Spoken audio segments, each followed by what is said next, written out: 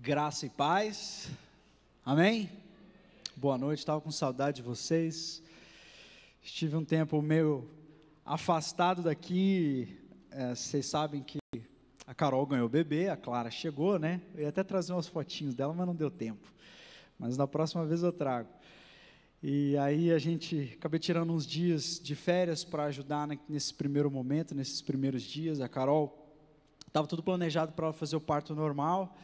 No último momento, uma complicação, e aí ela foi para a mesa de cirurgia, então acabei ficando com ela esses primeiros dias para ajudar a cuidar do bebê. Então estou trocando muita fralda, acordando muito de madrugada. A gente reconhece o pai novo assim pelas olheiras, né? Mas graças a Deus a Clara tá uma benção, tá deixando a gente dormir, né? Mas está sendo muito bom. E eu estava com saudade de vocês, de estar aqui, de pregar e de ver vocês e de dar alguns abraços. Então, por favor, não vão embora antes de me dar um abraço. Eu já falei com alguns aqui que eu vi outro dia e não me deram um abraço. Então, a palavra é principalmente para vocês. Não vão embora antes de me dar um abraço. Mas eu também passei uns dias fora, fazendo algumas visitas ministeriais em algumas igrejas, conversando e conhecendo alguns ministérios e aprendendo bastante. E Deus falou muito comigo nesses dias, meus irmãos, que eu ansiava que Deus falasse. Foi tanta coisa que eu lembro que quando eu cheguei, eu estava falando sempre com a Carol, né, todos os dias, falando, amor, Deus tem falado muito comigo e tal, e Deus falou isso, aí eu falava um pouquinho do que Deus estava falando. Depois, da outra vez que eu falava com ela, eu já dizia, olha, Deus falou outra coisa comigo. E aí, quando eu cheguei, ela falou, agora resume, né? Me conta, porque Deus está falando tanto com você. Eu falei, olha, nem eu consegui entender. Algumas coisas Deus tem me falado como quem aponta algo que está longe. Você sabe que você está vendo algo lá longe, você consegue ver que existe algo, mas você ainda precisa se aproximar mais. E algumas coisas ainda Deus está gerando. E enquanto eu estava aqui orando, Deus foi trazendo algumas coisas, algumas convicções, meu respeito, de coisas que Ele deseja mudar, enfim, muitas coisas Deus tem me falado. E nesses dias, uma das coisas mais preciosas que eu tive para viver, eu fui ao Summit, o Summit que acontece aqui em novembro. Graças a Deus, Deus me deu a oportunidade de estar lá no Summit ao vivo, de participar de algumas reuniões lá, de lideranças. Eu fiquei muito honrado e aprendi muito lá. Mas eu tive o privilégio de conhecer um lugar que, quando eu fui para lá, eu nem sabia, nem me lembrei, nem me dei conta que eu estava naquele lugar onde eu estava. Vocês já ouviram falar de um cara chamado Moody? Quem já ouviu falar do Moody? Levanta a mão. A gente geralmente fala do Moody quando a gente fala dos grandes avivamentos do passado, ou grandes homens de Deus, homens de oração. E o Moody, ele foi um grande homem de Deus. Ele nasceu em Boston, ele era de uma família muito pobre, ele trabalhava numa sapataria, e ele começou a visitar a escola bíblica dominical, e aí um dia o seu professor de escola bíblica sentiu de visitar o Moody lá na sapataria, e ele foi lá e falou assim, Moody, você precisa receber a Cristo, você precisa ter uma experiência real com Jesus. E ele naquela sapataria sozinho se ajoelhou e recebeu ao Senhor como seu Salvador. Alguns anos depois, Deus o impactou grandemente. Ele já era pastor, ele já tinha uma paixão por crianças e pelo evangelismo de crianças, principalmente das mais necessitadas. Então ele abriu escolas bíblicas nas regiões mais pobres de Chicago. Ele morava em Chicago nessa época. E ele começou a pastorear, e algo de Deus começou a acontecer naquela cidade. Deus começou a usar Moody de maneiras sobrenaturais. Moody era extremamente humilde, ele era alguém que não tinha paixão nenhuma por posses, por dinheiro, por nada. Ele era apaixonado por Deus, e ele orava muito, e ele era apaixonado pela palavra, e ele fez uma viagem à Inglaterra. Quando ele chegou na Inglaterra, ele teve contato com outros grandes homens de Deus que foram seus contemporâneos, que estavam lá na Inglaterra, como George Whitefield, John Wesley, Charles Wesley. E ele foi profundamente impactado pelo mover sobrenatural de Deus.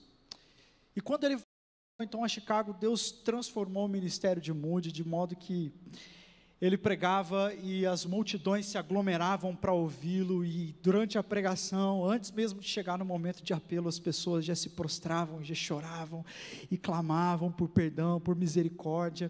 Se você parar um pouquinho e procurar a biografia desse grande homem de Deus, Moody, escreve M-O-O-D-Y, você vai ser muito abençoado. E eu já conheci a história dele, já era um dos heróis da fé contemporâneos, assim, né? Não tão contemporâneos, foi no final do século XIX, ele morreu no ano de 1889, se eu não me engano, mas é um grande homem de Deus. Eu sempre bebi das experiências desse cara, dos escritos, das frases. Por exemplo, tem uma frase que a gente fala muito, né? Principalmente o pastor Gilson, ele diz assim, que quando Deus nos perdoa, Deus pega os nossos pecados e lança no mar do esquecimento, e lá tem uma plaquinha escrito proibido pescar, né? Já ouviram essa? É do Moody. Foi Moody que falou que um homem de joelhos enxerga mais longe do que um filósofo na ponta dos pés.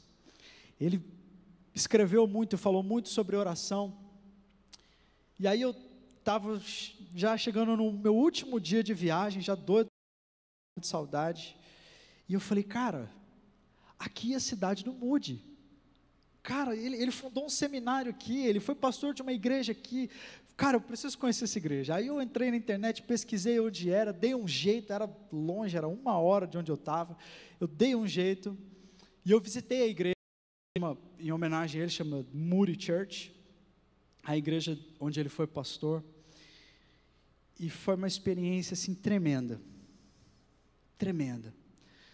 Imaginar que ali naquele lugar, ali onde eu estava, esteve um grande homem de Deus do passado que me impactou tanto, que me abençoou, e agora eu estava ali no mesmo lugar.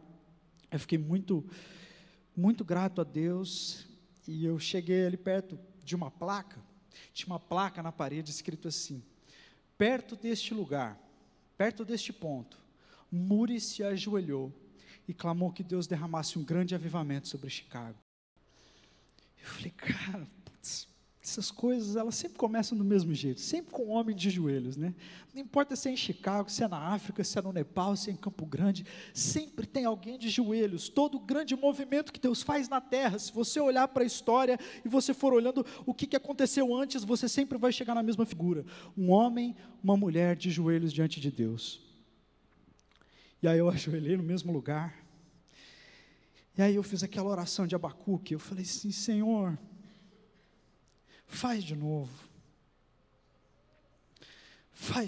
Senhor, se o que o Senhor precisa é alguém de joelhos, eis-me aqui, Senhor, faz de novo,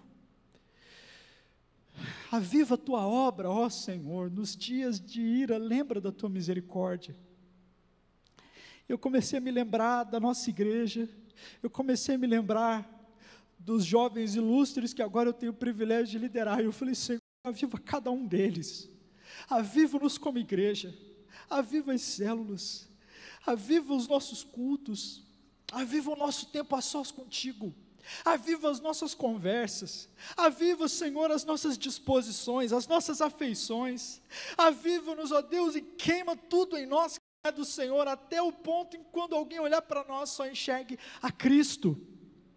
Aviva a tua obra, Senhor, aviva a tua obra, Senhor. E eu tenho orado desde então essas coisas. Eu sei que não havia nenhum poder especial em orar no mesmo lugar onde Moody orou, mas eu falei, Senhor, esse lugar é emblemático, porque o Senhor respondeu a oração desse homem, e eu sei que todos nós somos palha, todos nós somos erva do campo, o povo, assim diz Isaías, né, capítulo 40, o povo é como relva, murcha a relva e murcha sua flor, mas a palavra do Senhor permanece para sempre. Eu falei, Deus, eu sou povo,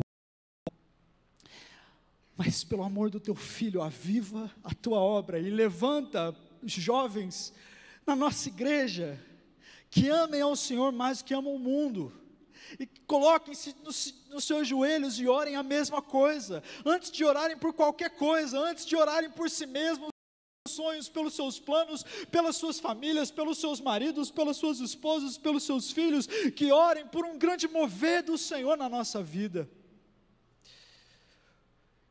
Levanta essas pessoas, Senhor, e essa tem sido a minha oração desde então.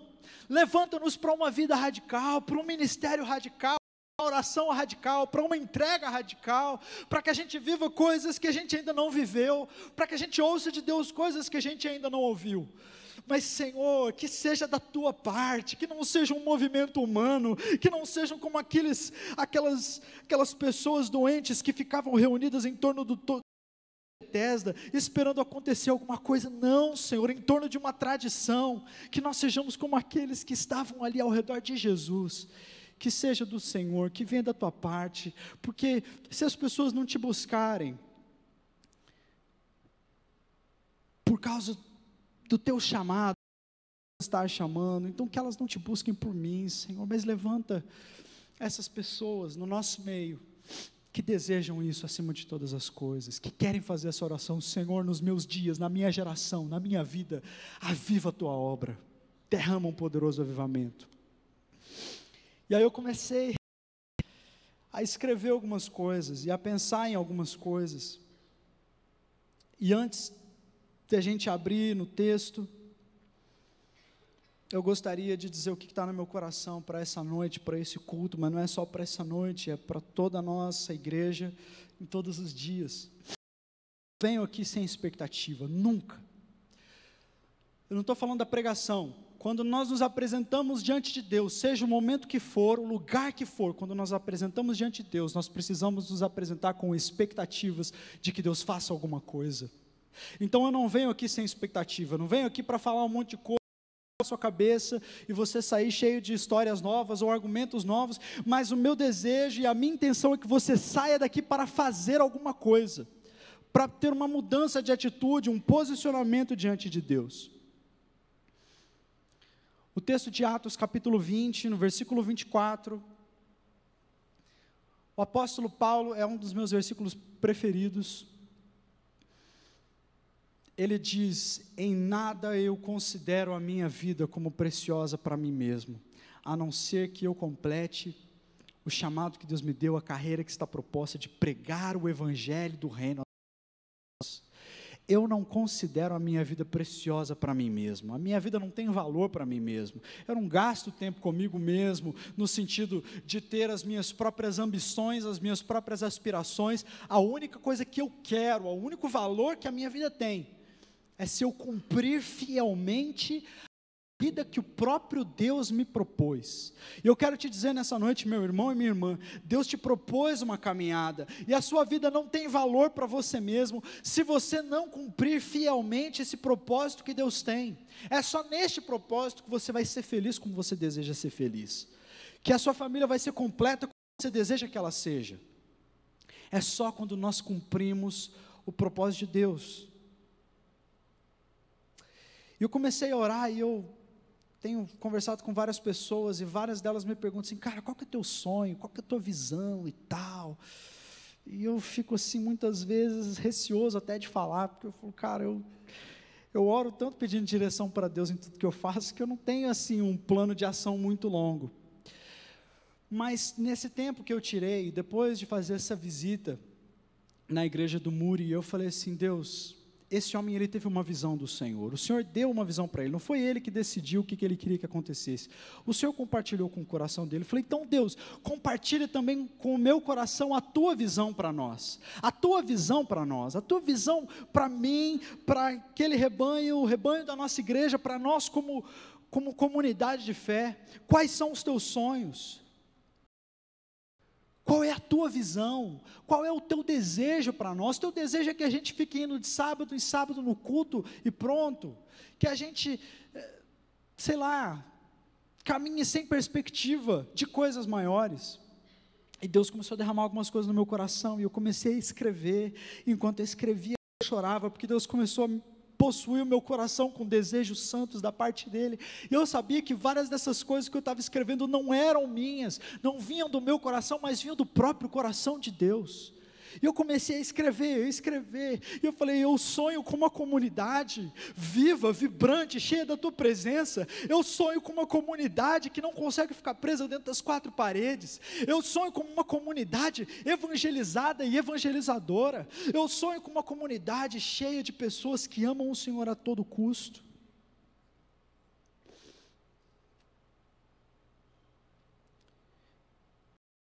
sonho que essa cidade seja impactada por vocês, por cada um de nós, por você. Esse é o meu sonho, esse é o meu sonho, que você, igreja do Senhor, assuma o seu papel, e seja incendiado pela presença de Deus, que você mude o lugar onde você está, que as pessoas, ao ouvirem você falar e ao verem a sua vida, elas se portem assim como Deus disse que aconteceu nos dias do profeta Ezequiel, quer elas te ouçam, quer elas não te ouçam, elas não poderão negar que houve entre elas um profeta. Esse é o meu sonho, que Deus use a sua vida para trazer um impacto na nossa cidade, que o ministério de vocês seja radical, que a vida de vocês seja ousada, sonhadora, dirigida pelo Espírito Santo, uma vida que ao mesmo tempo inspira os discípulos de Jesus e confunde os medíocres, uma vida que traz alegria para alguns, e uma vida que é um retrato de condenação para aqueles que não desejam a Deus e desejam caminhar uma vida medíocre, assim como era Jesus, assim como era a vida de Jesus. Que vocês tenham uma mistura de doçura na vida de vocês, e uma mistura de doçura e dureza, uma vida que transmita algo que nunca ninguém jamais viu ou ouviu, mas que está reservada para aqueles que amam a Deus. Esse é o meu sonho para nós, esse é o meu sonho, a minha visão para a nossa igreja. Eu quero convidar você a viver uma vida, meu irmão, um constante lembrete ao mundo de que Deus existe e Ele não está em silêncio. A minha oração é para que você seja tão saturado com a verdade do Evangelho, para que onde quer que você pise, haja voz profética na terra.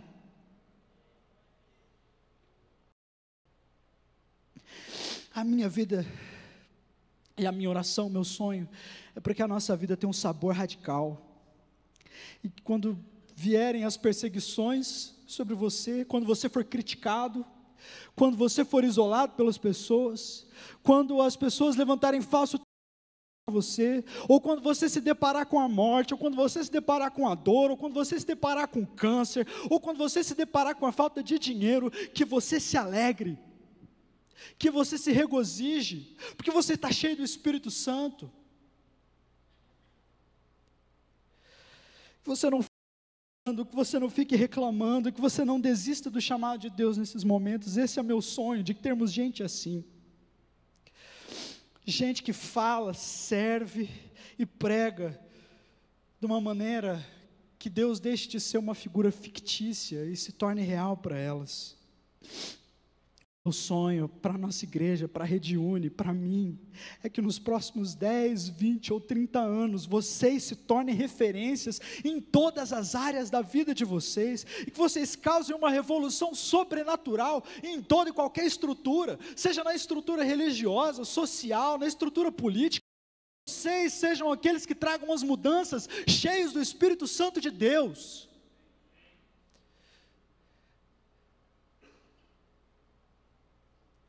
Gente que confronta o pecado e anuncia esperança, gente que diga: a prostituição é assunto meu, o abuso infantil é assunto meu, a corrupção nas estruturas sociais, e tudo isso é assunto meu, eu vou me posicionar para mudar essa realidade. Gente com sangue nos olhos. Esse é o meu sonho. A minha oração é para que você tenha uma visão do que Deus deseja através de você, e isso se torne o seu maior alvo, cumprir fielmente os sonhos de Deus e não os seus.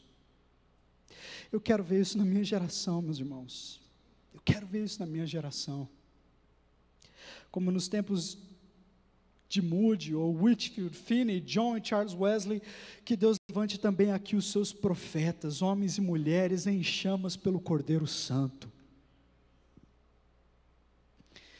gente que não foge apenas da pornografia, ou dos padrões religiosos, mas gente que vence também a soberba, gente que vence o orgulho, gente que vence o ciúme, gente que vence o espírito crítico, gente que caminha acima da mediocridade porque bebeu de Deus. Esse é o meu sonho, e eu não quero me conformar com menos do que isso, porque eu sei que é assim que Deus nos deseja. Jovens que são radicais na santidade, esperam em Deus, não só porque elas querem o melhor mas porque elas odeiam desagradar ao Pai. Você odeia desagradar a Deus?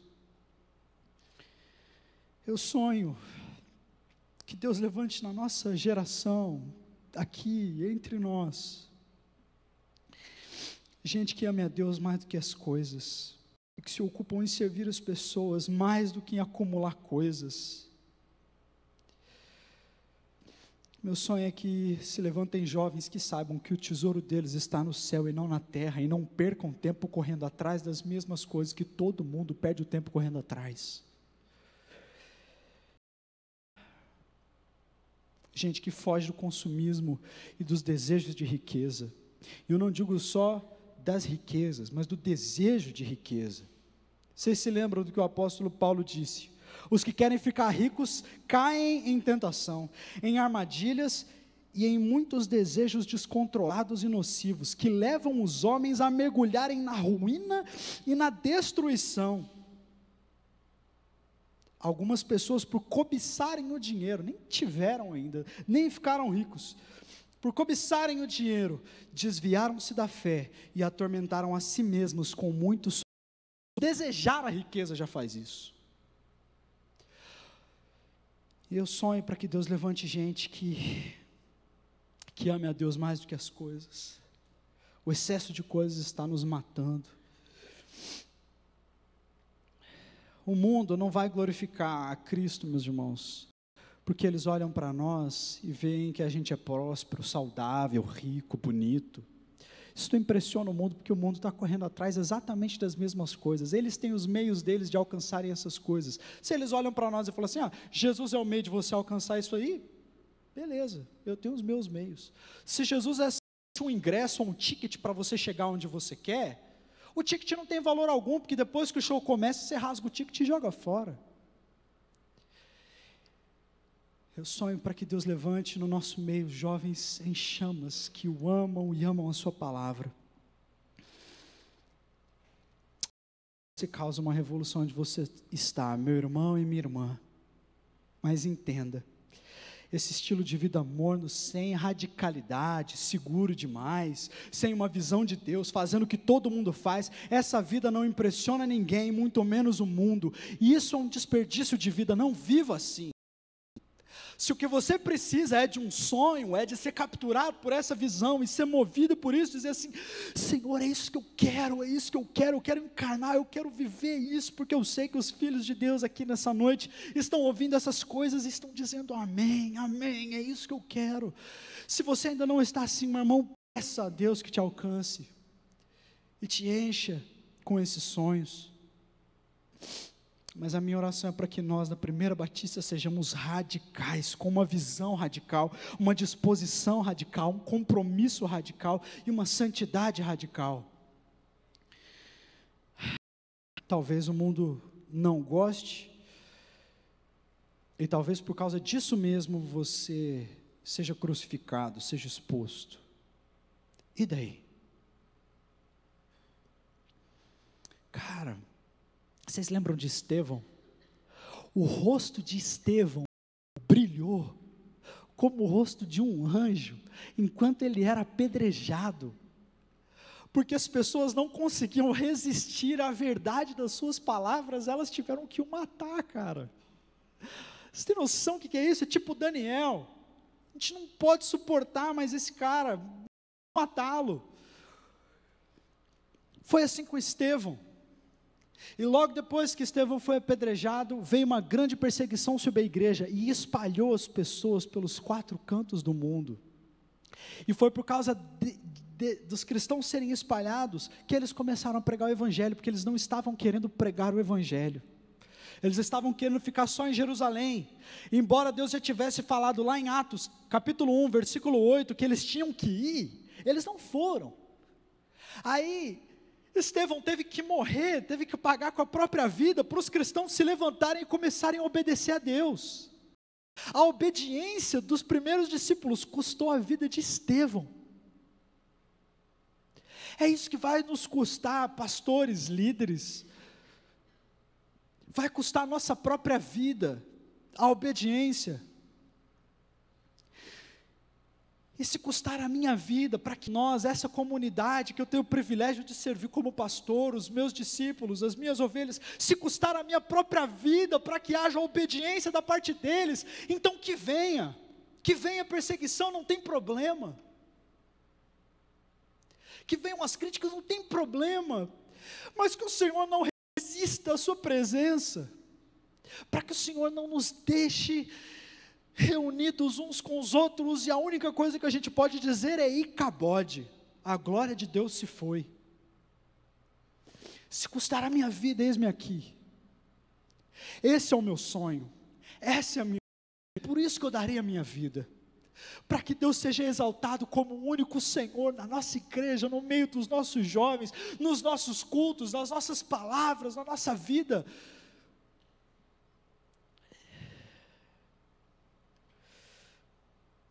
É o meu sonho, a minha visão, que sejamos radicais, cheios de verdade, caráter, liberdade, alegria, força, atitude, ousadia e vida abundante. Em 1939, um australiano chamado Howard Guinness, ele foi um dos pioneiros nos ministérios com estudantes, e isso se espalhou para todo mundo depois. Em 1939, Howard Guinness, ele escreveu um livro chamado Sacrifício, e ele desafiava os jovens a terem uma vida radical.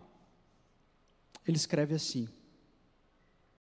onde estão os jovens homens e mulheres desta geração, que não consideram a sua vida preciosa e permanecem fiéis mesmo até a morte? Onde estão aqueles que viverão perigosamente e estarão entregues ao serviço de Cristo? Onde estão aqueles que a Ele e as almas dos homens, mais do que a sua própria reputação ou conforto, ou a sua própria vida? Onde estão aqueles que tomaram a sua cruz e serão crucificados alegremente em sua escola, escritório ou na sua casa? Onde estão os homens de oração? Ou onde estão aqueles que, como salmista, consideram a palavra mais importante até do que a sua comida diária? Onde estão aqueles que, como Moisés, terão tal comunhão com Deus, que lhe falarão face a face, como quem foi? Onde estão os homens e mulheres de Deus, nestes dias de poder?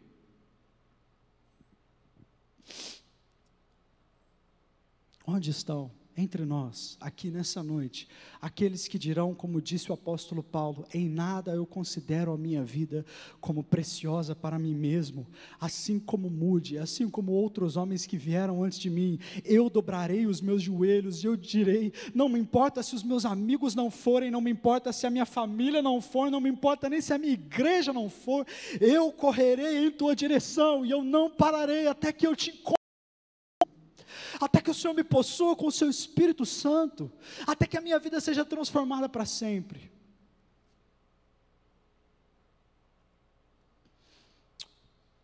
Onde estão aqueles que nessa noite dirão, como Joabe disse a Abissai, quando eles iam guerrear contra dois exércitos diferentes, amonitas de um lado, filisteus de outro, eles se separam em dois exércitos, e Joabe vira para Abissai, o seu irmão, e diz assim: seja forte e lutemos com bravura pelo nosso povo e pelas cidades do nosso Deus, e que o Senhor faça o que for da sua vontade. Onde estão os homens e mulheres de fibra? Onde estão as mulheres que serão como Esther, e que quando foram confrontadas por Mordecai, disseram: eu entrarei na presença do rei, mesmo que isso seja proibido, para interceder pelo meu povo, e se eu tiver que morrer por isso, então eu morrerei.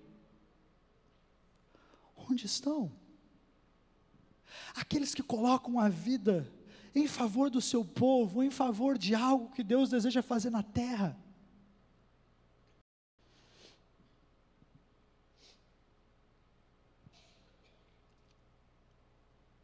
Eu estou perguntando, onde estão vocês? Porque essa foi a pergunta que eu ouvi de Deus sobre mim mesmo. Cadê você? Eu estou compartilhando com você o meu sonho para as pessoas, para a comunidade, para a primeira igreja batista.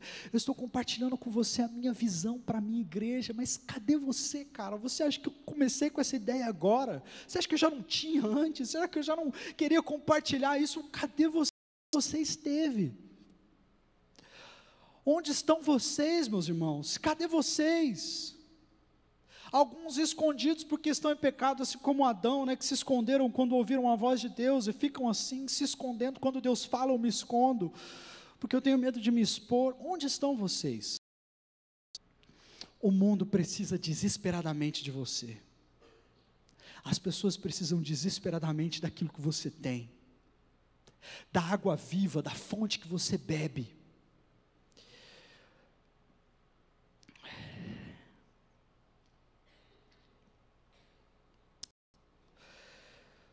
Ok, o que precisa acontecer então? Beleza, não, eu entendi, eu quero isso, eu quero ser essa pessoa. Como é que eu começo? Como é que eu faço isso? Irmão, o segredo para isso é valorizar mais a Jesus e a sua recompensa, que é o próprio Jesus, do que qualquer outra coisa, do que qualquer outra coisa.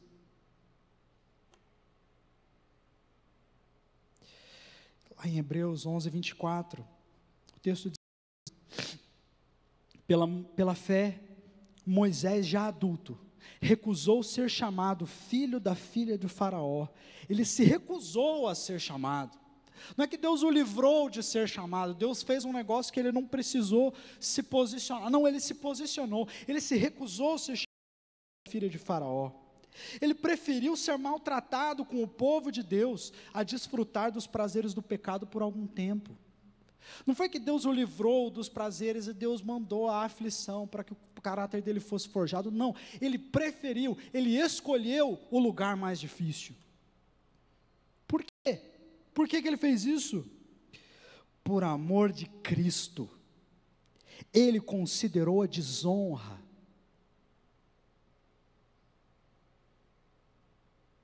riqueza maior do que os tesouros do Egito. A desonra era a riqueza que tinha lá, porque ele contemplava a sua recompensa. Quem vive para o dia de hoje, ou quem vive para o dia de amanhã, só vai viver o dia de hoje, só vai viver o dia de amanhã, e vai continuar sedento, faminto, porque o dia de hoje e o dia de amanhã não te suprem. Nós olhamos para a nossa recompensa, para aquele último dia, quando eu me encontrarei com Ele, e eu gozarei daquele abraço que eu tanto espero do meu Mestre.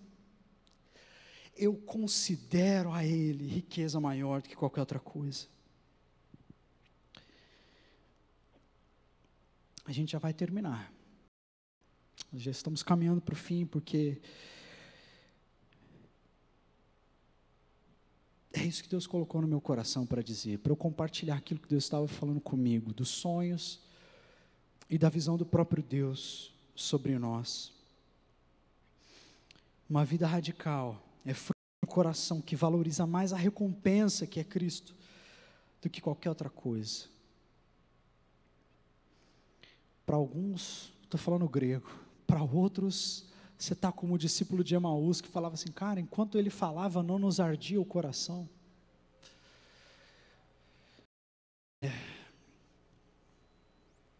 Eu renovei meus compromissos com o Senhor, e tenho feito isso diariamente, principalmente agora, que é uma fase completamente nova para mim como pai. Mesmo agora, eu preciso chegar no momento e dizer assim, agora acabou Carol, agora acabou tudo, agora sou eu e o meu Senhor.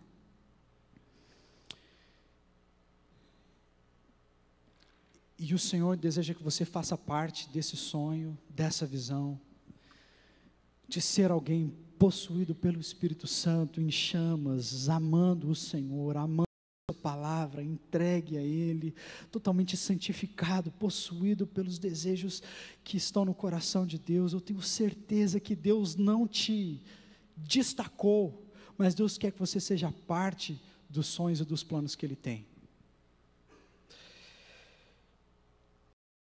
Consegue perceber isso?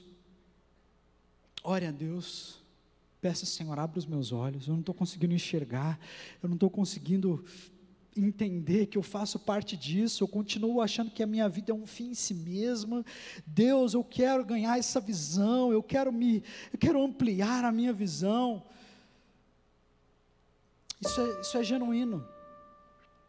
Em Efésios 1, capítulo 18, 19, versículo 18 e 19, Paulo fala sobre isso com os cristãos. Ele diz assim: eu oro também para que os olhos do coração de vocês sejam iluminados, a fim de que vocês conheçam a esperança na qual Ele os chamou, as riquezas da gloriosa herança dele nos santos, e a incomparável grandeza do seu poder para conosco, os que cremos, conforme a atuação da sua poderosa força. Eu oro para que Deus abra os olhos do coração de vocês, os olhos do coração de cada um que noite, para que você contemple algo maior, algo que é mais excelente, para que você comece a ansiar por coisas que são mais excelentes, para que você comece a desejar e aspirar e correr atrás daquilo que é mais excelente, daquilo que não se compara ao que você tem, daquela riqueza que é infinitamente maior do que todas as coisas que você pode sonhar acumuladas. Ele é a nossa recompensa, vocês entendem? Ele é a nossa recompensa. Ele é totalmente suficiente, Ele é totalmente amável, totalmente agradável, o desejado de todas as nações, o Cordeiro Santo de Deus. Ele é a nossa recompensa. Não existe recompensa maior no mundo, não existe recompensa maior na sua vida de pecado. Meu irmão, não troque a presença de Deus por 10 segundos de prazer. Não troque, porque Ele é mais amável, Ele é mais agradável. Meus irmãos, eu o tenho provado, e eu testemunho para você. Se você não está bebendo e comendo do Espírito Santo de Jesus, corre para Ele nessa noite e diga: Senhor, abra os meus olhos, tira as escamas do meu coração, para que eu volte a usufruir do Senhor, para te ver como mais desejável do que todas as demais coisas, para que o Senhor volte a ser o centro, a se assentar no teu trono, a dar as cartas, a dizer o sim ou não. Eu o desejo mais do que tudo. Feche seus olhos. O Senhor Jesus está propondo um caminho para nós, mas este caminho do avivamento coletivo, ele é precedido pelo avivamento pessoal. Não existe avivamento coletivo sem avivamento pessoal. Avivamento não é um sopro de Deus que vem sobre a igreja e de repente todo mundo está do mesmo jeito, não. O próprio Paulo nos fala sobre isso, o próprio Jesus nos fala que o reino de Deus é conquistado pela força, não é a força bélica com armas, mas isso quer dizer que você precisa guerrear consigo mesmo, para fazer o reino de Deus vir em você, para que o reino de Deus seja em você, como é no céu. E esse é o sonho de Deus. E eu quero muito que Deus levante entre nós homens e mulheres que sejam meus parceiros nessa visão e nessa busca. Mas eu quero dizer para cada um de vocês: ainda que ninguém passe o Jordão comigo, eu passarei. Porque Deus está chamando, porque Deus está nos dando essa visão de sermos completamente dele. E eu preciso dele, eu preciso dele. Esse é o meu sonho, que o Senhor tem me dado para mim, para as pessoas que caminham comigo, Senhor. Essa é a visão, uma juventude apaixonada, um farol para essa cidade.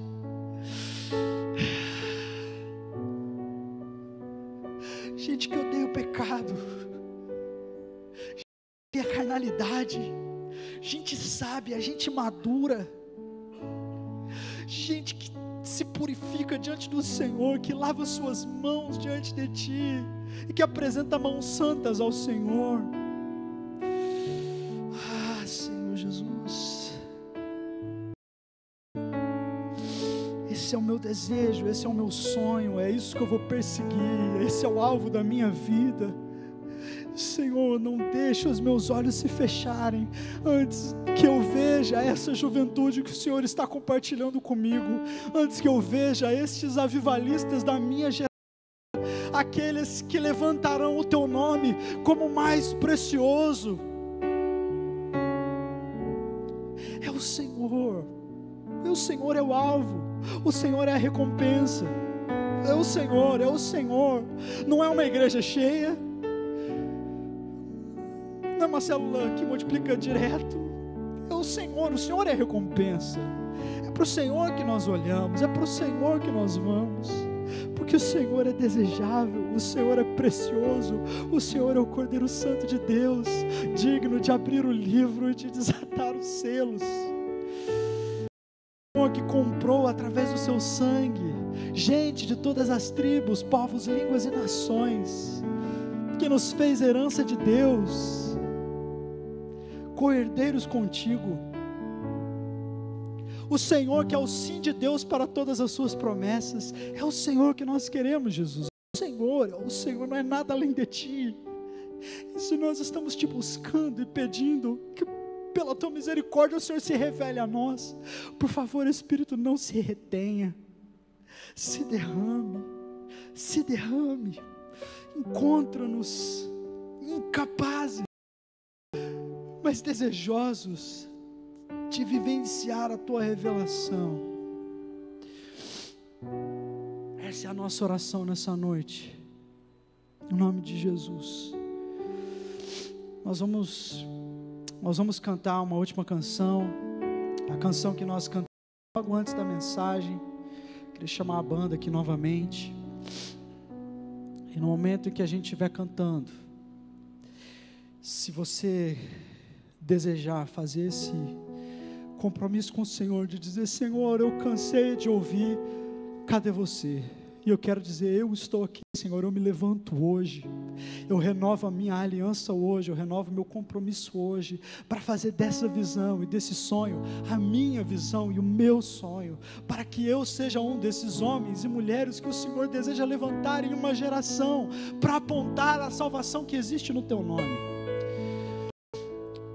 Se você quiser ser uma dessas pessoas, eu quero te convidar a se levantar e se ajoelhar aqui na frente junto comigo, para que nós clamemos juntos, para que Deus faça nos nossos dias aquilo que Ele fez nos dias de Moody, dos George Whitefield, nos dias de Wesley, nos dias dos grandes avivalistas do passado, no dia dos profetas. Faz em nós, ó Deus, diga isso do fundo do seu coração: faça em mim, ó Deus, faz em mim, eis-me aqui, faz em mim. A minha vida eu não considero mais, eu venho aqui para depositar a minha vida aqui nesse altar e me levantar daqui sem ela. Eu deposito tudo aqui, todos os sonhos, tudo. Se o Senhor quiser mudar tudo, a partir de agora o Senhor faça. Eu não existo mais para mim mesmo, eu não existo mais, não tenho mais, não me apego mais a mim mesmo, às minhas opiniões, aos meus sonhos, ao meu passado, aquilo que fizeram comigo. Eu quero perdoar hoje. Se hoje é dia de perdoar, então eu perdoo, mas eu estou aqui sem esse peso. Se é dia de confessar pecado, eu confesso pecado, mas eu vou levantar daqui sem este peso. Se é dia de ir até o meu irmão e pedir perdão, luz no meu coração, então eu farei isso. Mas hoje eu morro aqui. Aqui é o fim da minha vida como eu a percebo, e o começo da minha caminhada contigo como o Senhor a deseja. Faça essa oração. Escolha a desonra, prefira o sofrimento, prefira o arrependimento.